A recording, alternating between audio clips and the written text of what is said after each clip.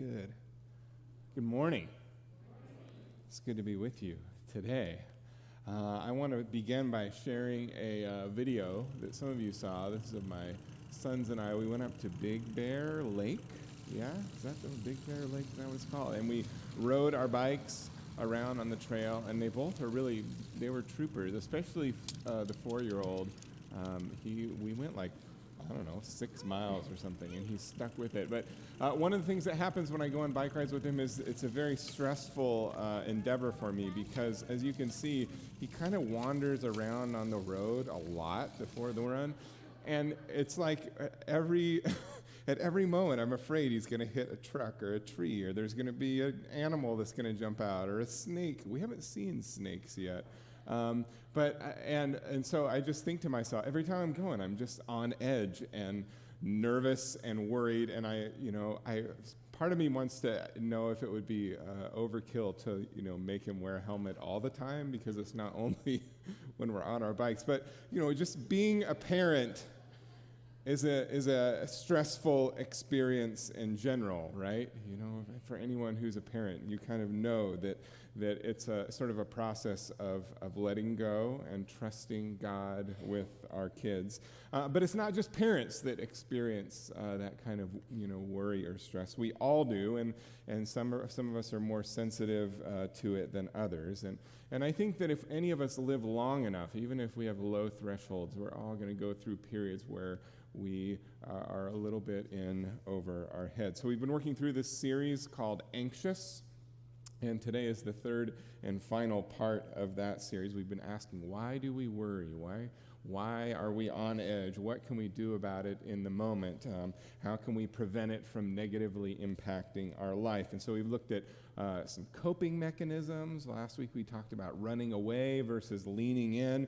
Talked about repressing versus expressing it. We've talked about affirming our identity. And we've also talked about how the scope of this series is about the experience of feeling anxious, the experience of worry, the experience of apprehension, that the scope of this series isn't really about anxiety in a clinical sense. And so we've talked about how for some of us, we have a more difficult to deal with version of this. And maybe for some of us, it's even a chronic thing. And some of us are actively seeking professional help for that. Some of us are on medication. And so I just want to encourage any of us that none of us should feel ashamed or embarrassed of working on our stuff and getting help that's helpful. So today we're going to close the series by talking a little bit about prevention, which is like kind of a buzzkill, I admit. It's sort of like, trying to get you to be excited about insurance. I don't know if Jeff, are you here somewhere? I don't know. I know insurance. Some of us are very excited about risk management, but I don't know, just prevention. I didn't really have a clever way of talking about how fun it'll be. But I do think that, there's that saying, an ounce of prevention is worth a pound of cure. And there's probably some truth to that, I think. And I also want to just throw out at the beginning here that even though I think that there's some things we can do to put in place to maybe prevent us from being worried and on edge all the time, I don't want to blame the victim, if you will. I don't think for those of us who really, really are stressed out, and especially for those of us who struggle with clinical anxiety, I certainly wouldn't want to put out the message that, well, we're in that place because you didn't do a good enough job of preventing it. No. We all go through trauma. Life sneaks up on us. We're all different. Life is crazy. So I do think that there's some things that we can do to put in place that hopefully will be helpful. So the title of today's sermon is Habit. We're going to look at habit, and there's so much material I wanted to share with you. I've cut a ton of it out, and there's still a lot of material left. So if in a few minutes you feel like you need to get up and walk around, or I know there's a potluck for Sabbath school leaders later, you're not going to hurt my feelings. I know there's a lot of stuff we're going to get through. So we're just so we all are clear. I'm clear that there's a lot here. One of the things that got left out of the sermon was this great book on habit, The Power of Habit. I really love it, and it specifically talks about how to change habits, and I'm not going to talk about any of that today at all. We're not even going to get there. So that's one of the things. But so this is where we're going to begin. My sons are creatures of habit. Finn and Sawyer are creatures of habit. They love habit. We have all kinds of routines and patterns in our lives, and they really thrive on that for whatever reason. So we have habits around eating and going to bed and sleeping and what else? We have habits around Sabbath. We have a pattern of Sabbath treats. We have habits around bathing and playing. We have all kinds of stuff, lots and lots of habits in our house. And it's not like crazy structure, but they just seem to thrive on it. For example, we have sort of these bedtime habits, right? You brush your teeth, and you do pajamas, and then we read a story, and then we talk, and then we pray, and then they get in their beds, and then they both have these little noisemaker things, and then they put on a CD, and then they have to get a drink of water, and then we pray again. There's like, and we kind of go through these phases. For a while, Sawyer was in a phase where he wanted to tell us a story, and for like 8 months, it was the same story every single night. And it was, once upon a time, there was a big truck, and it hit a stop sign, and that's all.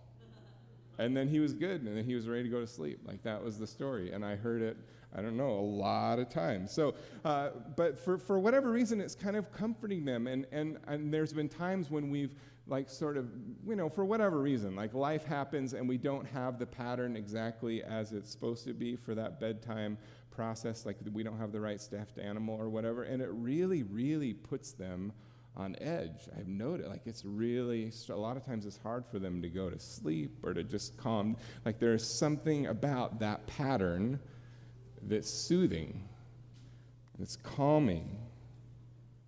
And for them, the routine, in many ways, I kind of think, it may be even in and of itself. It's almost like the exact thing it's almost like it's arbitrary, but just that I can predict, that I know it's going to happen. And so I kind of wonder if for us, if just habit in itself, just some kind of regularity or pattern might help some of us with worry just in and of itself. But beyond that, we've kind of talked about how we as adults, we have different sensitivities and different personalities when it comes to worry, and some of us sort of lean into it a little bit easier or more naturally than others, and some of us are maybe more sensitive than my kids or less sensitive. But in my experience and in my sort of work on the scriptures, especially in the last couple of weeks, I think that there are a few specific habits beyond just the concept of habit in general that I think can be useful in our well-being. So here's the roadmap for today of where we're headed. We're going to talk about a foot race first, and then we're going to talk about Ebenezer's, and then we're going to follow by talking about rites of passage. So kind of 3 different steps, 3 different habits. Foot race, Ebenezer's, and rites of passage. Are you with me? Yes, all right, good. So the first habit, again, you're going to be disappointed. The first habit, moving our bodies, like exercise, I think has at least for me, has a massive influence on how I feel and on my level of worry, on my level of stress, on my level of angst. And of course, this is not new ground. And if you're disappointed, I'm so sorry. Some of you who are sitting in this room, you are professionals, and you've said this to your clients, and you've said this to your patients, and you've said this to your customers and people in your life, like, maybe you should exercise a little. Have you tried to exercise? Have you tried to establish an exercise routine? And some of you who've said that don't actually have an exercise routine in your life, and that would be, me, I'd raise my hand with that. Like, it's tough. I totally get it. And I heard for many years people talk about how moving their body impacted and made them feel better, and they talked about endorphins or whatever, and I never really got it. For me, for many years, I never felt that thing that people talked about, the good feeling that you get after you exercise. I think, though, it's all relative. I've been watching the Tour de France this week. Have any of you been watching the Tour? Yes. It's been great. There's a picture from this year's leader from the Tour. It's like a 3-week thing. It's a big commitment to watch the Tour de France. But And these are like huge, just the top of their game, incredible athletes. And so for me, I think for a long time, when people talked about exercise, I imagined that I needed to do this. I needed to be like this, and I had to be extreme in order for it to really count. But like for some of us, like we're in all different places, and all of us have different abilities. And for some of us, regular activity might be getting up out of our desk every once in a while. Might be walking around the room, or maybe walking around the house, or maybe instead of driving the 2 blocks to get a warm beverage down the street on Olive Avenue, walking there instead, and then walking back. It's all relative. But I know for at least for me, I hadn't really felt what it feels like to see that mechanism in my life, and I had heard my physicians and whatever talk about neurotransmitters and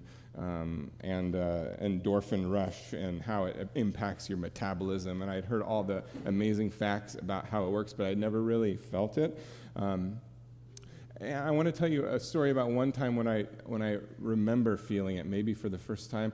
I really love to participate in Bloomsday. Does anyone here know what Bloomsday? Have you ever heard of Bloomsday? There's a couple of us here. Yes, Northwesterners. Yes. So Bloomsday is a huge race in Spokane, Washington. That's the eastern part of Washington. 50,000 people do this thing every year. And I love it because I love the energy of it. And speaking about different abilities, I love it because it's so incredibly inclusive. And so the people that win it are these little people who are like 100 pounds, and they run 8 miles in 30 minutes. And it's really impressive, and I know they're really impressed with themselves, and everyone is impressed with them. And then there's people who are at the end of the race who take 6 hours to do it.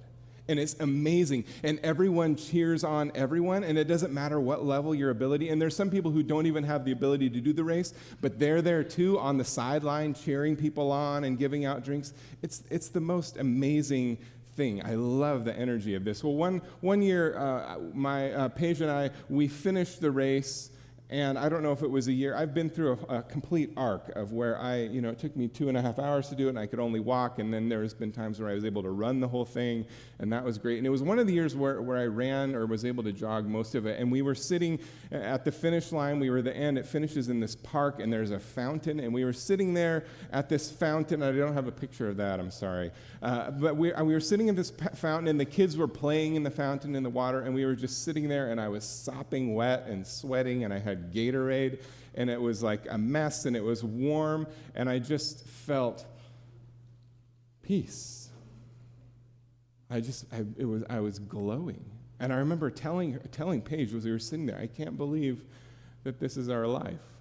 I just felt like there was nothing substantive that changed. Like we still had bills and we still had to go to work, but just in that moment, the glow of how good life is came into reality. And that's the first time, as I'm thinking back, like when's the first time that I felt endorphin rush? I don't even know if that was, but it felt really good, and it came right after I jogged 8 miles for no reason. And just beautiful moment of peace. So for me, I know in my life that this is just a known quantity. If I would go to my the therapist that I saw on Wall, if I go and visit with him and I was really, really stressed, really, really anxious, had a lot of worry, he would ask me, like, when was the last time you ran? It was just a known thing that we knew that, like, if it's kind of like inoculation. If I was running regularly, sort of the overall level was just kind of brought down a couple of notches, and so it's been a huge, huge blessing in my life. Some of you who are professionals, you know the literature that speaks to this, right? Some of you know that there's lots and lots and lots of studies that point to physical activity and how it impacts our sense of well-being.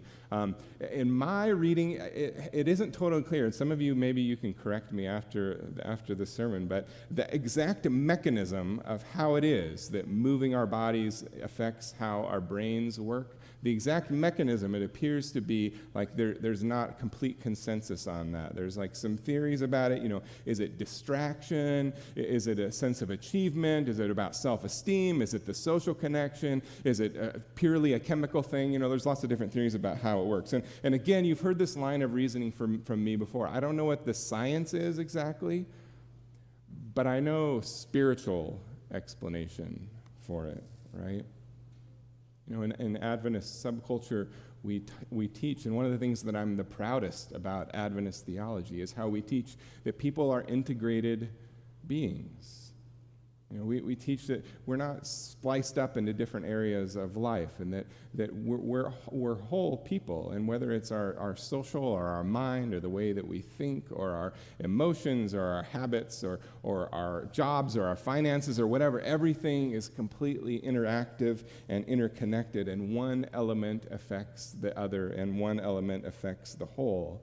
And so just because like one area of my life, I might say, well, I'm working on my relationship with God. Well, it may be that my running is working on my relationship with God. And so, as Adventists, we teach that, sure, we live in a world that's broken, absolutely, and that broken world affects impact all aspects of our lives, but also we believe in the promise of salvation that promises that we will be made whole completely, right? And we believe that God isn't just interested in evacuating us and taking us away from here, but that actually our lives would be different right here, right now. In fact, I think as Adventists, we often teach that we might start living like we will live in the kingdom today, that we can start to taste that life here and now. And so when we read the Apostle Paul, right, we read in 1 Corinthians that our temples, our bodies are the temple of the Holy Spirit, and then in Romans that the Spirit of God dwells in us. And we read in Colossians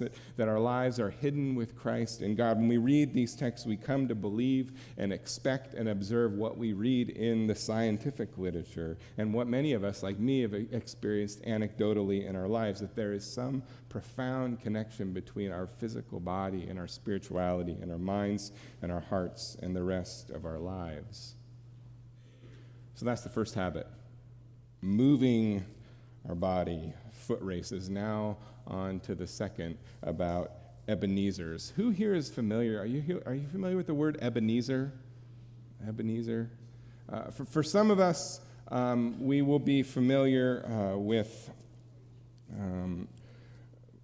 from the song, right? Here I raise my Ebenezer, hither by thy help I come. It's from the Come Thou Fount of Every Blessing. It's like this thing that we sing, but maybe we don't really know what it is we're actually singing, but we sing about Ebenezer. And then some of us are familiar with Ebenezer Scrooge. It's awesome. We're talking about a different Ebenezer today, but that's good. It's good cultural literacy. Some of us might even be familiar with the text in Samuel that uses this word. There's actually two of them in 1 Samuel that uses this word. And one of them, it talks about Ebenezer as a specific place, but then the Hebrew word is Eben ha-etzer, the place or the stone of help. And so Ebenezer is kind of this concept of a physical space of commemoration where God did something, where God showed up. And in the story of Samuel, the Ebenezer is celebrating a victory that the Israelites had over the Philistines, right? And so they set up an Ebenezer to remember the way that God showed up and connected. Now, I think if we were to poll this room and poll this space, I bet 9 out of 10 of us, a significant percentage of us, would say that at least one time in our lives, we felt super, super close to God. I'd say if we were to take a poll, most of us in this room have at least one experience where there is this moment where God's presence was just inexplicable. Maybe it was in a person or some relationship or some event that couldn't be explained. But I'm guessing that many, many, many of us, the majority of us, had some touch point where the distance between us and God got really, really close, really, really thin, and God was right here with us. I know that I've had these beautiful, important moments show up in my life. Now, I can think of, there's a couple conversations I had with my mom when I was a kid and when I was an adolescent. They're vivid. They were life-changing moments. I remember a conversation that I had with Paige when we were on an orchestra trip when we were in junior high. We connected in a way that is, in many ways, part of why we're connected still today as husband and wife. I remember a trip that I took when I was in high school to Zambia. I remember working at summer camp over the summer. There's these moments where God was present in just profoundly significant ways. And if you're anything like me, you put a lot of weight and you sort of cherish those moments. They're things that we look back on, like maybe when we're going through rocky times or faith is struggling or whatever. We look back, they're touch points, they're significant moments, and Ebenezer in our lives. And if you're anything like me, you would love to have those moments every day, right? Right? I don't know, at least for me, I would love to have those kind of moments every day. And so here's the thing. As profound as those moments are, and as helpful as it might be, Ebenezer moments are Ebenezer moments because they're not habits. They're special. They're so big that you have to build a pile of rocks to remember it. They're not habits. And I think that they can shape our lives in significant ways, but they're not the same thing as habits. And I think that those small choices, the little thread, what a great picture, the little thread around our lives, whether it's a helpful habit or an unhelpful habit, can bring shape to our lives. It's kind of where we were going with the bread sermon a couple of weeks ago, right? The little things that we put in over the period of time give shape to our lives. And so one of those little things, it's not an Ebenezer, one of those little habits, I think, is gathering for corporate worship, or going to church, as we call it, what we're doing here now in this space. And for millennia, followers of God, theists, have done this. They have gathered as groups of people. Think about Abraham and Noah and just their families gathering together to worship God and to follow his call into the unknown. I think about the children of Israel gathering together in the desert. And then later, the nation of Israel getting together in synagogues and in their temple that they had built. And then Jesus and his early followers getting together on the hillside and in different places to worship and to learn. Think of the early Christians after Jesus' death who got together in the upper room, and then eventually over time how those gatherings shifted. And through many, many centuries, Christians have gotten together as groups of people in churches, and they've built structures, and they've created rituals, and over the centuries we've had many, many different practices and habits and patterns that have come and gone, but the gathering, the getting together, what we're doing now has held firm for millennia. People as a group coming together, even when it's been threatened by governments, even when it's been threatened by persecution, even when it's been outlawed, this coming together as a group of people to worship and to reflect and to hold one another up and to learn, it's lasted through. Some of us are familiar with this text in the book of Hebrews in the New Testament. And let us consider one another in order to stir up love and good works, not forsaking the assembly of ourselves together, as is the matter of some, but exhorting one another, and so much more as you see the day approaching. I don't think that this dynamic is terribly unlike the dynamic with exercise. There's actually a lot of scientific literature written about the association. The association now, and we're not talking about causation, but the association between corporate religious gathering with other people. It's not so much about private individual worship, but corporate gathering, an association between that and longevity. That and mental health. Just this week, I read an article from the Journal of American Medical Association, 2016, associating regular presence in a church sanctuary or in a religious gathering and longevity. Have you guys ever heard of the blue zones? You guys heard of blue zones? I think somewhere around here. I think blue zones, right? Yeah. Paige and I right now, we're reading this book together called The Art of Gathering. Brilliant, brilliant stuff, talking about how we give shape to coming together. It's beautiful. It's about how intentionally gathering together can make a huge difference. And so here's my unsubstantiated theory on the mechanism for that, of why gathering together might impact longevity. And again, this is completely unsubstantiated. It's my theory. I'm shooting from the hip. But I think it has to do with social support. I think it has to do with social support. I think there's great value in private individual spirituality and worship, and I would probably argue, if you held me down, that it's absolutely essential. We got to do it. But I don't think that comes with the same value of us gathering together. You know, that text in Hebrews, it emphasizes, don't forsake the gathering of yourselves together. It doesn't say don't forsake praying in private in your closet.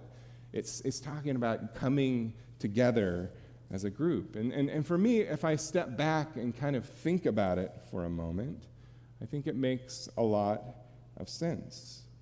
You know, if coming into a space like this becomes a regular practice in my life, I'm more likely to know people. I'm more likely to be connected with people. If for some reason my life gets into crisis, I'm more likely to have someone that I could call to. You know, last week I shared about the death of my brother, right?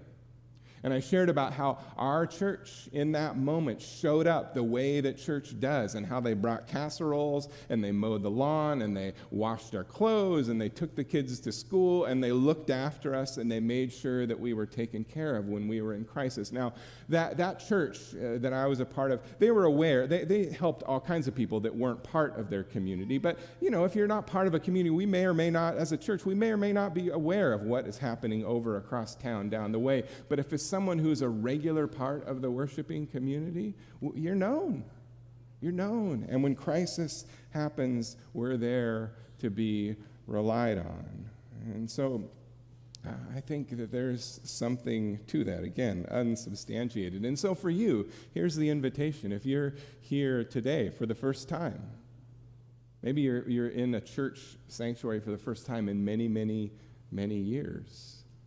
My encouragement, man, I would love to talk to you about making this community your regular home, maybe a part of the habit of your life. Or maybe this is the first time maybe you're not on trying to make like a religious commitment. Maybe you have spiritual commitment in your life, but you're just trying to find a new church community to be a regular part of. Man, we would, me or any of the pastors, we would love to talk with you about that, about being engaged here with this community, if it's the right place. There's actually cards in the pew. You could fill this out, give us your name, give us your number. I would love to reach out, or you just send me an email in a couple of weeks or something if you want, to think about it. But man, if you're here for the first time, we would love to have you make this place a regular part of your routine. Maybe you've been a part of this congregation for a long time, but you've gotten out of the habit or stepped away, or life has happened, and maybe you're feeling like now is the time to make that commitment, to make your presence here a regular habit. Maybe for you, you are a parent of a small child, and you're only hearing about every fifth word that I'm saying, and God bless you. God bless you. You are brave. Please, please know that we are with you in that. We totally get it. Many of us know all too well that life goes through seasons. We go through changes. We have all kinds of processes we go through in life, and the habit of being present, it shifts, and what we're able to pull off and do without screaming. We get it. There's some of us here. For those of you who are here and you may be listening, we have a parents' room. I don't know if any of you know that, but for some of us who are sensitive to the screaming of kids, our own kids, listen, we welcome and invite screaming in this room. Trust me, please. But for some of us parents, ourselves, we feel a little more sensitive to maybe we don't want to, whatever. For whatever reason, we have a room with a live camera feed. So for those of you who are up there, God bless you. We're so glad you're present. There are seasons that we go through. For some of us, it's all we can do to just make it to Sabbath school, and we get it. That is a part of life. So please don't feel any judgment or pressure from this preacher, or really from any of us. We know what's going on. It's possible that we go through these hinge points, right, where we move from one season and out of another. And it's possible for some of us we're at one of those hinge points where maybe we did go through a season where the only thing we could do with our 2-year-old that was very active was to make it in the door for 5 minutes before we had to go. And maybe there's some of us here who are moving out of that hinge point, and it's a time to think about, what do I want to make a regular part of my spiritual habit? All right, you with me? Think. I just want to invite you to think, to consider, what you might, if you might be in a place of committing to that kind of habit of being here. So that's 2 habits, and that I think can help inoculate us from worry, right? Moving our bodies and being a part of a spiritual community. And now for the third, and I kind of hesitate to call this a third because it's really a half, because it's sort of half-baked, and there's a reason for that, and I'll explain it in a minute, but we're almost at the end here, and this is sort of the half one. A number of years ago, some of my friends and we observed that in American culture there are not many rites of passage for moving from adolescence to adulthood, or moving from childhood to adulthood. We just didn't feel like there was a lot of structure around that. And there are some, like I think having a wedding sometimes feels like that, or graduating, or getting your license, or whatever kinds of things like that. But, if you look around cultures in the world, many cultures in the world have very distinct rites of passage, really specific things you go through, whether it's, like sort of some of the famous ones are, a vision quest for people who are a Native American, or a walkabout, or different kinds of journeys. And oftentimes they involve trials or pain or suffering. This is a ritual from Bali of moving from childhood to adulthood. And it's a thing that men and women, we go through, the process, the rite of passage from childhood to adulthood. So some of my friends, we were noticing that, and we wanted to create something more than just getting your driver's license, right? We thought, man, we should try to do something more. And so we created this weekend experience to try to address that, to sort of, give a marker to young people as they move from that stage. And one of the core teachings of that weekend that we came to, that we brought out, and that we taught all weekend long, was that the thing that, maybe the key number one thing that differentiates a child from an adult is that the adult knows why they're here. They know what their calling is. They know what their purpose is. They know why God created them, and they're actively pursuing that. The difference between a child and an adult is about being aware and pursuing what and who God created us to be. And I know we're all familiar. We know people who are children in adults' bodies, and they've given their lives to like entertainment, or to just plain success, or to pure comfort. And part of the reason that they're a child in an adult's body is because that's what they live their life for. And we can see it, and we can kind of sense that there's something that's not totally right about that. But one of the ways that we know someone is mature is if they know why they are here on this planet, and they're pursuing it, and they're giving their life to it. And I've made in this sermon series, I've made this, in many ways, the sermon series is all about personal, individual contemplation, and I've kind of made a big deal about it. About inviting us to think deeply about ourselves, and how we respond to things, and how we process things, and how we relate to the world that we live in. And I think that's all beautiful and good and important work, and I believe it with all my heart. And in doing that personal work, I think we also need to be mindful of the temptation to sort of allow our self-care and our personal growth arc to sort of devolve into gratuitous, self-indulgent navel-gazing, right? It can become like this, it can kind of become, there's a point at which it can become circular, where the point of our lives is looking at ourselves, and we look at ourselves because that's the point. There's a point where it can kind of get out of whack, where we're sort of just obsessively examining ourselves, and it becomes self-absorbed. Some of you have seen, I love this guy, some of you have seen the ultra-spiritual guy on YouTube, JP. Oh, this is why he's so annoying, right? It's because he has no greater purpose. His life is about the spiritual, that being ultra-spiritual, and you're ultra-spiritual because you're ultra-spiritual. There's no direction. There isn't a calling, there isn't a purpose, there isn't something greater. Now, obviously, if we're using kind of the illness model to talk about our worry or our anxiety, and we're talking about healing the broken parts of ourselves, I think we could probably caution in that. Like, I think it can be unhelpful to sort of throw around accusations of selfishness. We wouldn't accuse someone we wouldn't accuse someone of being egotistical who's going through treatment for cancer or multiple sclerosis or whatever, right? So I think we can kind of take this line of thought too far. But I think that in our work toward health and wholeness for ourselves, I think it's possible to forget that when God saves us, he saves us for a purpose. He saves us for a reason. When God steps in and transforms us, he has something for us to do. And we see this pattern throughout the scriptures. God doesn't just engage with Israel. He doesn't save them from Egypt. We talked about that last week, so that they could feel smug and superior to everyone around them. No. He saved them so that they could be a light to the nations, right? He doesn't wrestle with Jacob or illuminate the burning bush for Moses so that they could feel super special and ultra spiritual. He does it because he has some work for them to do. God doesn't bless Queen Esther with influence or Ruth with love and family merely so they can feel better than other people. No. They have something beautiful and incredible to create in the world they're around. And we could go on and on. David and Mary and Peter, we could go on down the list, the way that God engages. He engages so that our lives might go somewhere and do something. God blesses and brings deliverance to his people so that they might give that kind of deliverance to people in their sphere of influence. God says in Genesis chapter 12, I will bless you and make your name great. He says it to Abraham. I will bless you and make your name great, and all nations will be blessed through you. There's a connection.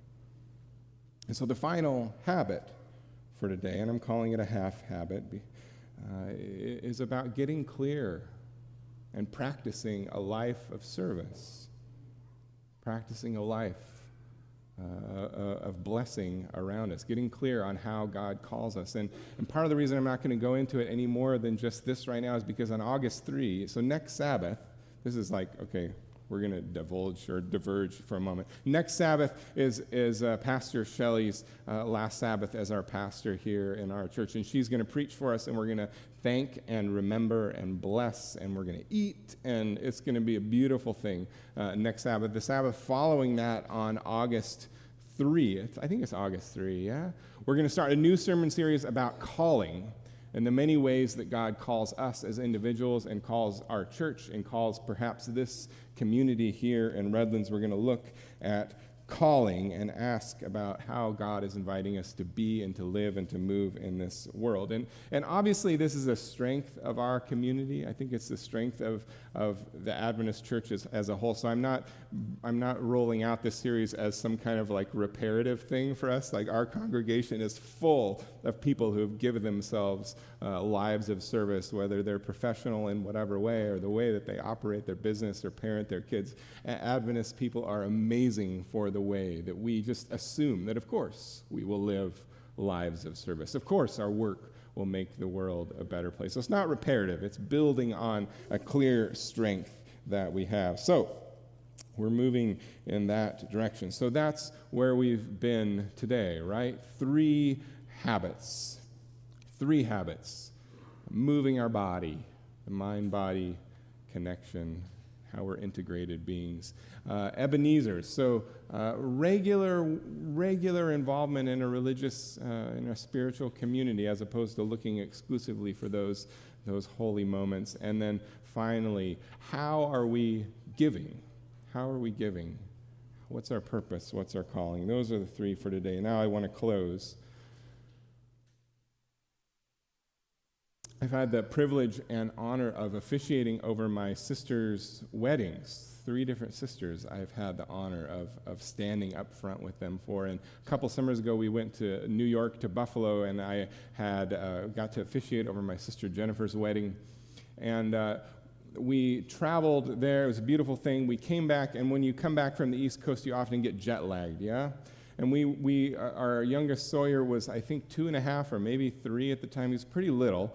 And it it affected him profoundly. We were all tired, and we, made it home. We got home like at, midnight or 1 a.m. or something ridiculous, and we had been traveling all day. And you all know that feeling of getting home after a long trip, and it's just, And especially if you're jet lagged, just the world dies and you're just at peace. And it's the most beautiful, wonderful thing to just fall into bed and be at peace. There's something beautiful about being at home, right? There's something amazing about being at home. For us, there was so much peace in the absence of worry. There was so much peace about being at home that we did not awake, even though our son was awake at like 3 a.m. in the garage, honking the horn of the car. He did not look like this. He did not look like, he was awake at 3 a.m. And I don't know how long he was in the car honking the horn in the garage, because by the time I heard it, the battery was dead. And it was only just this little kind of squeak that was coming out. We were so at peace at home that the crazy, crazy chaos that was happening in our house, we were dead to it. It was out the window.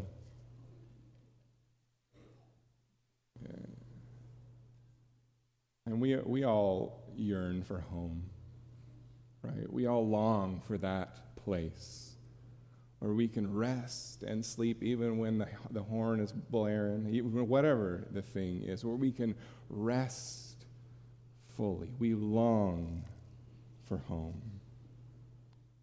And many of us believe that Jesus died to make it our hope. And we believe that he fills us with his Spirit that we might be about making it happen. And we believe that even though we wait and ache and long for that place of home, we believe we can taste it in little bits and pieces, even today along the way.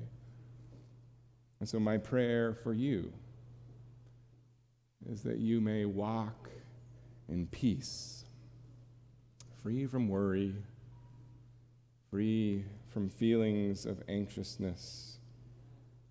My prayer for you is that you may be clear in your identity, in your sense of calling, and who God created you to be. My prayer is that you might be confident in your own experience, that you might be connected and deeply supported by people who love you exactly as you are. My prayer is that you would be passionate and courageous about pursuing that which God has called you to in your life. May we, as this congregation, may we be what our city needs and what our God calls us to. Let me pray for us.